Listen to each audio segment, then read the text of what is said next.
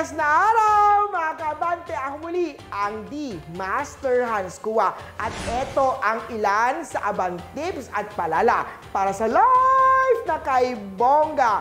November 6, aba, Monday na! Para sa mga pinanganak ng Year of the Rat, iwasan ang pakikipag-contract signing o pirma ngayong araw. Maging tapat sa kanila kahit anuman ang mangyari. Siya ay kakampi sa bawat hamon sa buhay. Green at 15. O saman tayo iwasan ang unhealthy na relasyon. Ngayon, pag mga toxic na yan, ikaw na mismo ang lumayo. Magkaroon naman ng tiwala sa isa't isa. Red at 8. Sa Year of Tiger naman, masama ang loob niya dahil sa ginawa niya sa'yo. Maging grateful naman sa lahat ng blessing na natanggap. Orange at 12. Rabbit naman tayo sa Love Life, third party star activated. Iwasan ang pagiging masyadong maingay o mabunganga. Aqua at 3. Dragon, ikaw ang pinakamaswerte ngayong araw. Career luck star activated.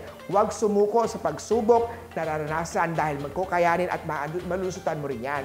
Pink at 1.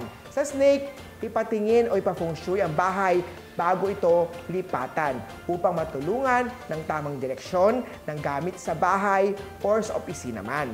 Peach at 16. Ito naman sa Year of the Horse. Love life naman, happy at contented kayo sa isa't isa. Iba ang karisma mo at malakas ka kay boss, kaya naman ingatan ito. Brown at 4. Sa goat naman money, luck star activated. Iwasan ang pagsasabi ng masasakit na salita. Posibleng makaaway dito. Gray at 10. Monkey, money, lost star. Huwag agad mag-invest lalo't pag hindi sure sa gagawin. White, 18. Rooster, sa kalusugan, healing star activated. Maganda ang inumin ng tama at iwasan makalimutan ang gamot. Gold at 5. Sa dog naman tayo, conflict day-to-day, iwasan ang sobrang stress o mga problema binibigay sa'yo. Silver at 2.